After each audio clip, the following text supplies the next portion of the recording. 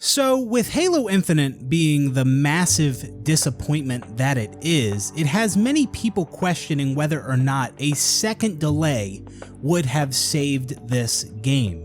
As I'm sure most of you are aware, Halo Infinite was in development for about 6 years, and one of those years was an extra year because the game had been delayed. And clearly that year delay was not enough for 343 to get Halo Infinite into a finished state for launch. Halo Infinite is suffering from a wide range of bugs, a lack of content, and rampant cheating. And all of these issues are exacerbated by 343's failure to communicate. As I've been saying, I feel 343's best path forward is communication and transparency. But other than a occasional tweet or one of the recent blogs they put out, for the most part 343 has been very silent. There are many concerns players have with this game that 343 has taken way too long to answer, or they've provided these vague explanations, and some of these things 343 hasn't even touched on. Communication goes a long way, and it's definitely a much easier thing to do than fixing bugs and adding content, but unfortunately, and not really surprisingly, 343 can't even communicate properly. So here we are. Halo Infinite is in shambles. The game has lost a huge chunk of its player base only about 3.5 months after launch. And real quick, let me just remind those of you who may have forgotten, this is Halo, right? This isn't some bullshit indie game that may have been popular when it first launched and then died off quickly. No, this is Halo, developed by a AAA studio. 6 years of development. Rumored $500 million budget. Halo used to be a system seller. Infinite is the first Halo game to release on multiple platforms, and the game is fucking free. So with all that considered, Halo Infinite's population dropping as rapidly and drastically as it has is beyond embarrassing. Halo Infinite has failed to such a degree that I think it's hard for some people to comprehend. I think that's why some people just can't accept it.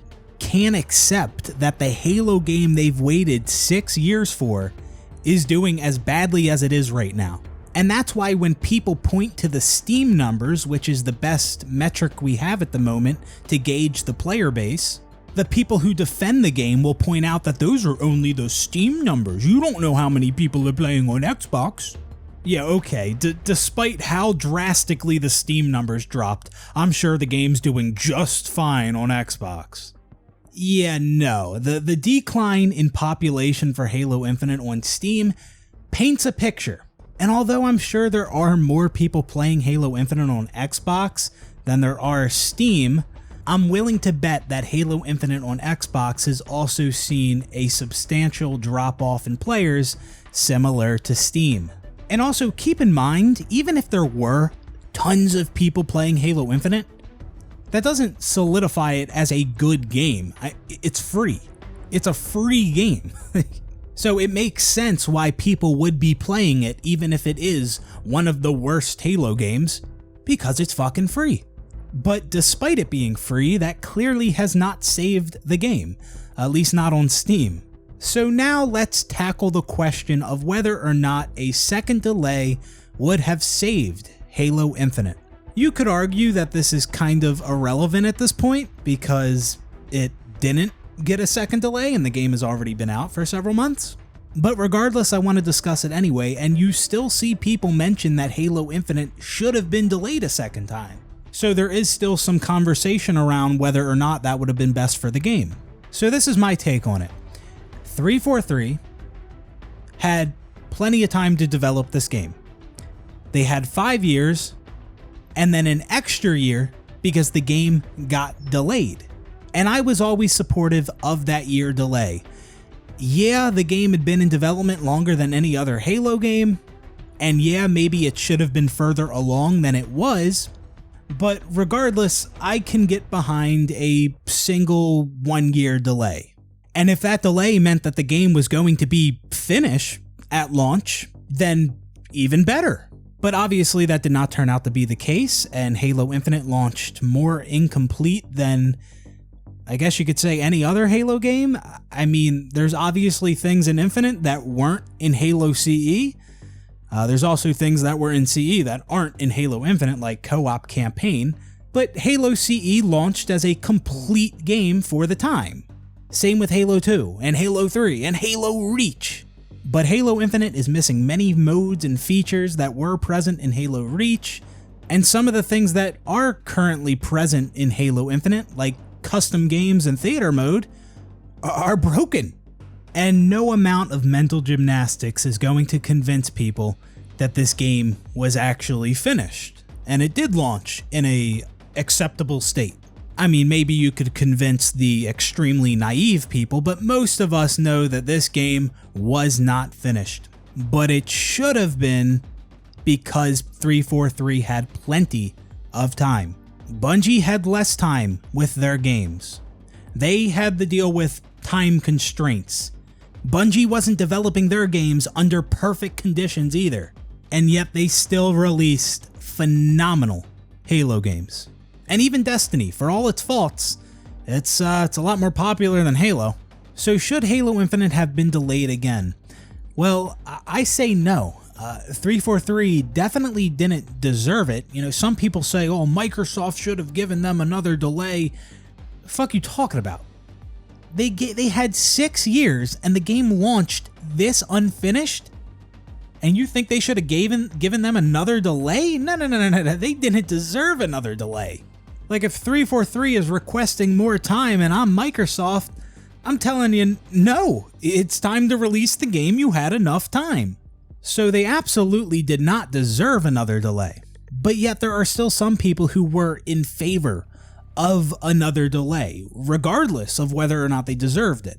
And so to those of you who wanted this game to get delayed a second time, let me ask you this. How much good do you think a second 1-year delay would have done for this game? And if you're convinced that this game would have launched complete and without these issues that are currently present in the game if it had gotten a second delay, why? Why are you convinced of that? Because if we look at what 343 has done with this game over these past 3.5 months post-launch, they haven't done much. They haven't done much at all. They haven't even done a good job at communicating. They're struggling to communicate. 343 is moving incredibly slow with this game. And right now, with how they are handling this game, it doesn't just seem like it's taking them a long time to fix things or add new content into the game. It also kind of seems like they just don't know how to fix some of these issues or to get co-op in the game. Because something like co-op didn't even launch with the game, which absolutely should have, considering it's been in every mainline Halo game, even Halo 1 back in 2001. But then they said co-op is coming with Season 2, and Season 2 got delayed, and now we're hearing that co-op isn't even coming at the beginning of Season 2. Which, to my knowledge, 343 never explicitly stated that co-op would be coming at the very beginning of Season 2.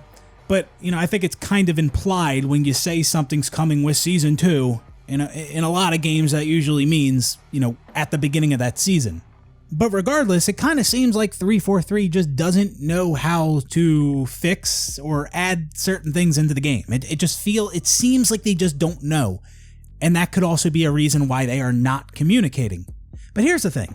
If your game is in shambles, like Halo Infinite is, and if you're fucking struggling to fix things and struggling to get content in the game, and if you don't know when certain things are coming, like a roadmap, and you don't want to give anyone specific times or dates, going radio fucking silent is not your next best option. That's actually one of the worst things you could do.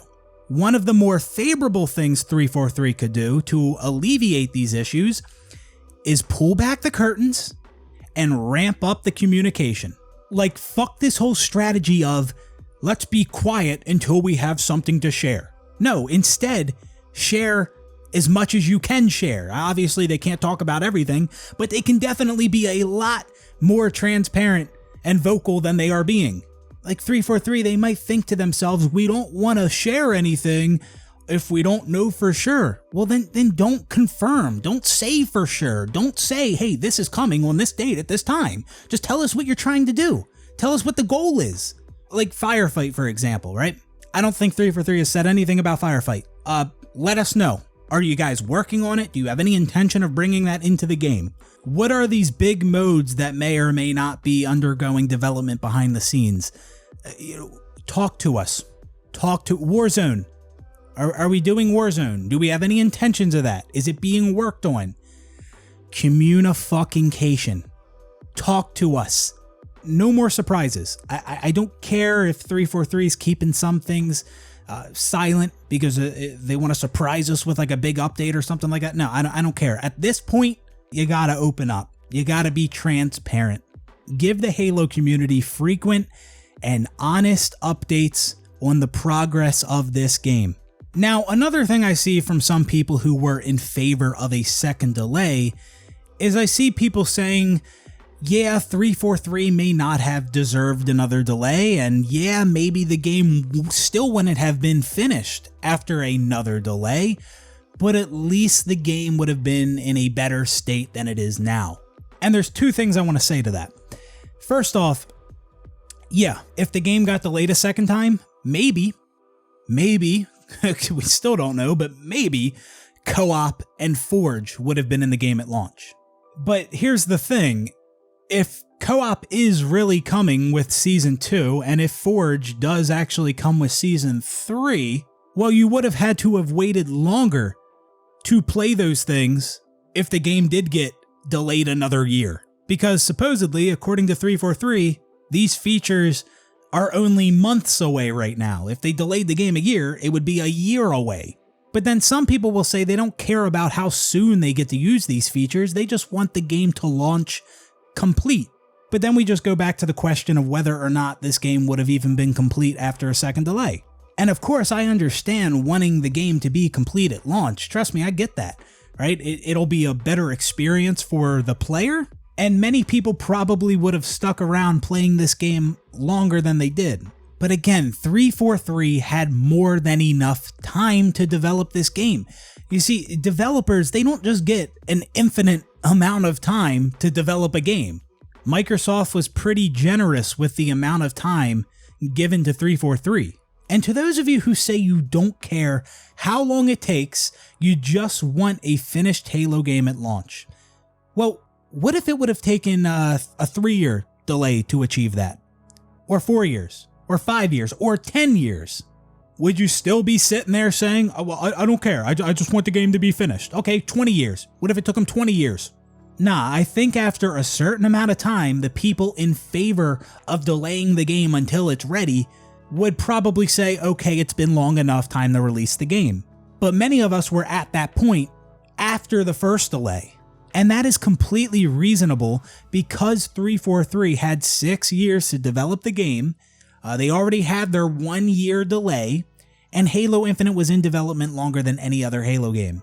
And at that point, I say it's time to release the game, and you do not deserve another delay, especially seeing how the game launched. Seeing how this game launched after having that much time, it absolutely did not deserve another delay. And as of now, I am not convinced that another delay would have done that much good for this game. I'm not convinced yet, because I haven't seen 343 make that many improvements to the game over these last 3 months. Anyways, guys, that's going to do it for this one. I hope you guys enjoyed the video. I'm not calling those of you out who were in favor of a second delay. Like, I get it. We all want a finished Halo game, but I'm just giving you my perspective on it. I think it was, you know, I was in favor, like I said, I was in favor of the first delay. I wanted a finished Halo game, but they had enough time, and clearly they didn't utilize that time the best they could have. That's going to do it for this one. I'll see you next time. Peace out, everybody.